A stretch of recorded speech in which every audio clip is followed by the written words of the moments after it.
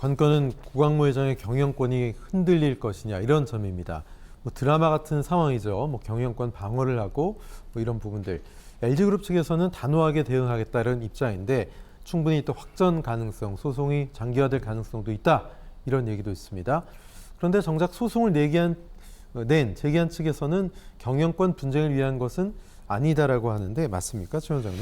네, 뭐 이게 뭐 변동이 있더라 그래도 지금 이제 갖고 있는 지분들이 이제 소송이 되면 뭐 7%에서 14% 올라가고 그다음에 특수 관계인까지 다 합하면은 경영권 분쟁이 일어날 만한 그런 지분의 재배치는 아닙니다. 근데 LG의 특징이 뭐냐면 장자가 승계하고 형제가 돌아가면서 하지 않습니까? 네네. 그러다 보니까 지분을 공동 보유합니다. 그래서 지금 구광모 회장이 지금 갖고 있는 15.95%도 구광모 회장 것이 아닙니다.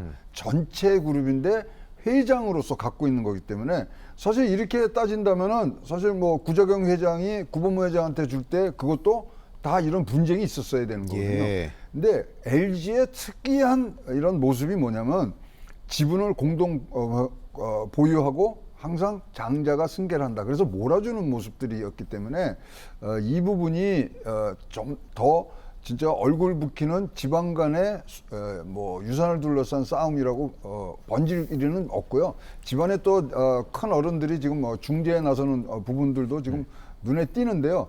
사실 지금 이게 발단이 된 거는 11월 달에 작년 11월 달에 이제 상속세 못 내겠다 했는데 두 딸들도 큰 딸은 3,300억, 작은 딸은 830억을 저거를 상속을 받았단 말이죠. 네. 이제 그러면서 지금 뭐 우리가 지금 얘기하고 있는 이런 뭐 유언장 확인 요청이라든가 여러 가지 지금 소송들이 하기 때문에 사실 진짜 속내를 잘 모르겠는 그런 유산을 둘러싼 지방 간의 이 어떤 내용, 저는 굉장히 의아한 마음을 갖고 있습니다. 예.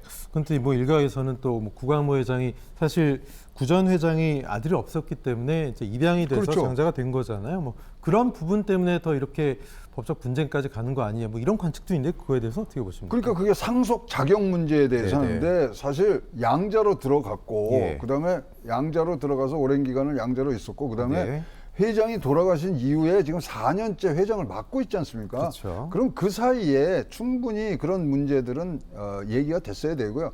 결정적으로 지금 뭐 소송을 제기한 쪽에 불리한 게 뭐냐면 유산에 대해서 합의문이 있고 거기에 인감도장이 지금 날인이 돼 있다는 거죠. 네. 자, 뭐 유산에 관해서는 여러분 잘 아시겠지만 유언이 제일 중요한 게 아니라 예. 살아남은 그런 유가족들의 합의가 훨씬 유언보다 더 효력이 크거든요. 네. 그래서 이 부분들을 봤을 때는 합의문까지 존재하고 있는 상황에서는 지금 구광모 회장의 어떤 뭐 소송으로 갔을 때 승소 확률은 더 높은 것 같고요.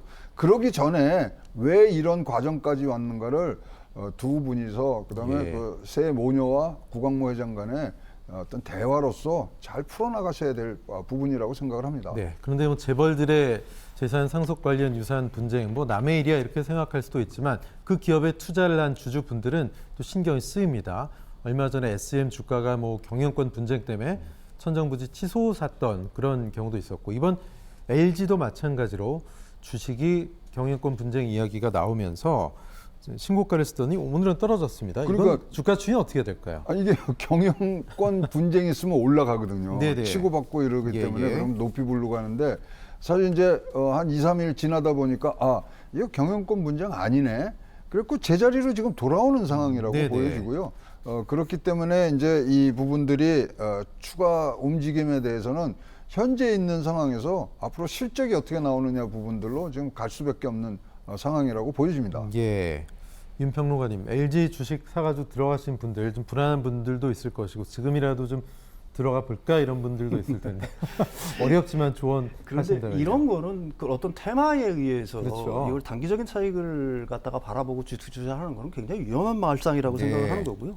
이게 지금 뭐 하이브나 카카오가 SM 주식을 장외 주식으로 뭐 매수를 해가지고 경영권을 갖다 서로 잡겠다고 하는 싸움이라고 하게 되면은 주식 가격이 올라갈 가능성도 있죠. 네. 그런데 하루 아침에 이것도 떨어지지 않습니까? 네. 왜 그러냐면 양측이 언제 합의할지 사실은 누구도 모르는 거니까. 예. 근데 이거 지금 LG 주식회사 LG 같은 경우에는 사실 경영권 분쟁 때문에 벌어진 어떤 사태가 아니니까 예. 사실은 LG 그룹에 속한 어떤 기업의 어떤 내재 가치, 그다음에 그 기업의 어떤 미래 성장성 뭐 이런 걸로 해서 장기적인 투자를 하는 게 바람직하지. 예. 이번 사태를 기회로 해가지고 어떤 단기적인 차익을 얻을까 하는 거는 굉장히 좀 실망스러운 어떤 투자 결과가 될 거다. 저는 예. 뭐 이렇게 생각을 합니다. 마지막으로 짧게 뭐 에코프로비엠 이런 것도 엄청난 테마죠. 이제 무섭잖아요. 들어가기. 이런 주식 어떻게 해야 됩니까? 이제 에코프로비엠 같은 거는 왜 예, 그러냐면 요번에 이제 CRMA라고 해서 내일 이제 오늘 저녁에 네네. 유럽에서 이제 미국의 IRA 같은 부분들의 예. 이제 이 법안이 나옵니다. 근데 거기에 폐배터리를 다시 써야 되는 그런 부분들이 나왔거든요. 예. 그러니까 지금 폐 건전지를 어떻게 쓰느냐에 관련된 회사들이 지금 굉장히 올라가고 있고요. 예. 분명히 이번에 그 어떤 CRMA는 분명히 이 폐 배터리에 대한 어떤 조치가 명시화될 것으로 보이는 기대감 때문에 지금 올라갔는데 예. 그럼에도 불구하고 폐 배터리의 산업 성장 속도는 거의 두 자릿수를 지금 넘고 있기 때문에 예. 뭐 길게 갖고 가신다는 생각을 하지 이거는 단타로 갖고 가실 건 아닙니다. 예. 한 번 사면은 조금 오래 갖고 가실 주식이라고 보여집니다. 예.